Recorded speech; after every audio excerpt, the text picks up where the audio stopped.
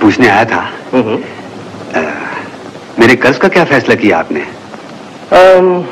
पिछला जमाना होता मिर्जा जी तो इतना कर्ज मैं अपनी जिम्मेदारी पे दे देता। लेकिन हमारे दरमियान जमाना कैसे आ गया? आप भी वही, मैं भी वही, और हमारा लेन देन भी कोई नया नहीं है। वो तो ठीक है, लेकिन अपने ट्रेड की हालत देखिए। कितने जूते वाले रातों रात पाकिस्तान भाग गए, कितना रुपया डूब गया बैंक का। जो भागे हैं उनकी सजा उन्हें क्यों दी जाए जो न भागे हैं और न भागना चाहते? तकशीन हुआ मुल्क तो दिल हो गए टुकड़े, हर सीने में तूफान वहाँ भी था यहाँ भी, हर घर में चिता जलती थी लहराते थे शोले, हर शहर में शमशान वहाँ भी था यहाँ भी, गीता की कोई न सुनता न कोई कुरान की सुनता, हैरान सा ईमान वहाँ भी था यहाँ भी। Greetings everyone, I am Shabina and welcome back to my channel. Beginning में आपने एक वीडियो का क्लिप देखा 1974 की फिल्म गर्म हवा की, जो कि डायरेक्ट किया था MS सत्यू ने, और वो एक शॉर्ट स्टोरी पर बेस्ड है रिटन बाय इस्मत चौधरी। और फिर आपने एक कैफी आजमी का पोएम भी सुना जो मैंने आपको सुनाया। तो अभी आपको लग रहा होगा 1974 में आया हुआ एक फिल्म के बारे में मैं फिर से क्यों बात कर रही हूँ, 50 साल बीत गए हैं। तो ये जो फिल्म है ये एक्चुअली 1947 में इंडिया की पार्टीशन होने के बाद 1948 के साल में ये प्लॉट है मूवी का। इसमें दिखाया गया है जो मुस्लिम यहाँ रह गए थे, जो इंडिया में रहना चूज किया, जिन्होंने भारत में रहना चूज किया, उनको क्या क्या कठिनाइयों से जाना पड़ा। देश एक ही था पहले, फिर वो टुकड़े हुए तो उनके दिल और उनकी फैमिली के भी टुकड़े हो गए। तो कहाँ जाऊँ मैं, ये एक क्वेश्चन तो रह गया था इंडियन मुस्लिम्स में। तो वो जो यहाँ रह गए उनको पार्टीशन के बाद बहुत सारी प्रॉब्लम्स का सामना करना पड़ा था, जो कि आज भी वो प्रॉब्लम्स कहीं ना कहीं हमारे सोसाइटी में स्टिल है। कहीं ना कहीं जो माइनॉरिटी है हमारे इंडिया के, उनको अपना प्रूफ देना पड़ता है अपनी देशभक्ति का, जो वो मेजॉरिटी को देना पड़ता है, या किसी अब शायद खुद को भी देना पड़ता हो, जो नहीं मैं इस देश से प्यार करता हूँ।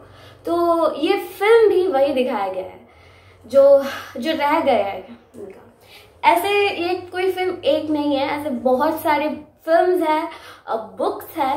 तो ऐसा जो नैरेटिव जो है ये खुशवंत सिंह के ट्रेन टू पाकिस्तान बुक में है। फिर सदत हसन मंटो के एक काफी पॉपुलर शॉर्ट स्टोरी है तोबा टेक सिंह, उसमें भी ये जो दर्द है, ये जो प्रॉब्लम्स का जो फेस करना पड़ा था लोगों को, इंडियंस को, वो दिखाया गया है। तो ये फिल्म भी वही है। तो हम इस फिल्म के बारे में आज बात करेंगे। 3 चीजें हम सीखते हैं इस फिल्म से, तो वही 3 चीजें हम आज इस फिल्म में बात करेंगे। और फिर आप डिसाइड कीजिएगा आपको 50 साल पुरानी फिल्म देखनी है या नहीं, क्योंकि मेरे मानना है ये अभी भी रेलिवेंट है।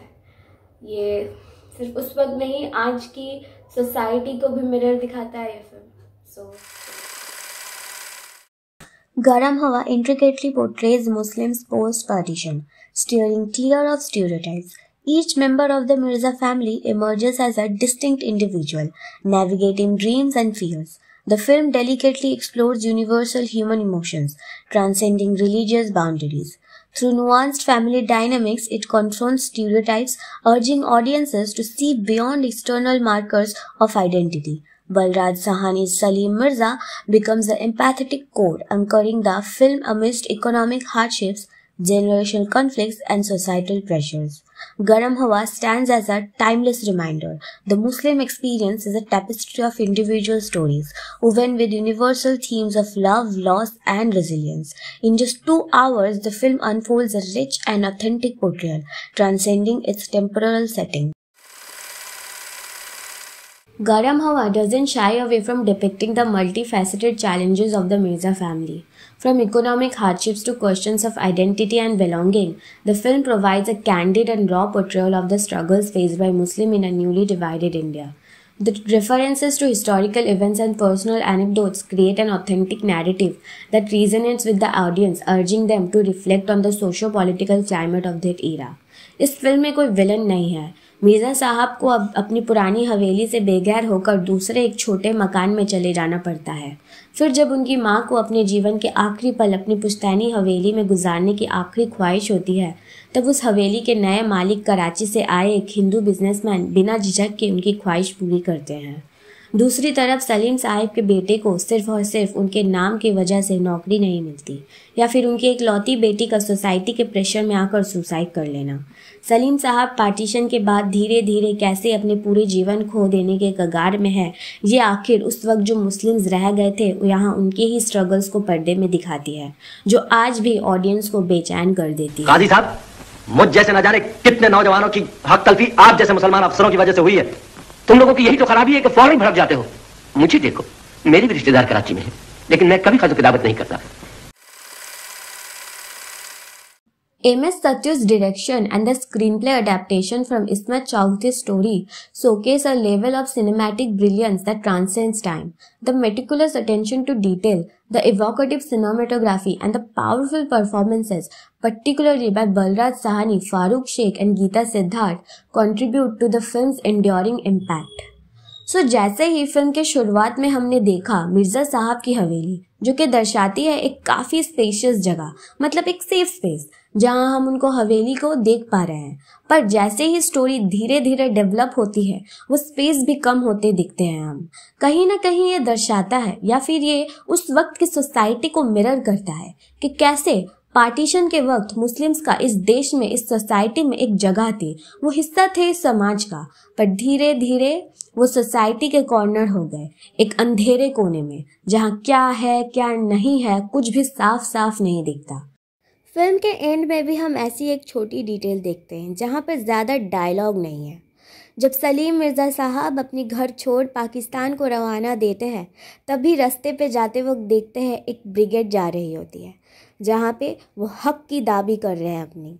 उनको ये समझ आता है अगर इस देश में रहना है मुसलमानों को तो अपने हक के लिए लड़ना पड़ेगा, अकेले रहकर वो कभी वो हासिल नहीं कर पाएंगे।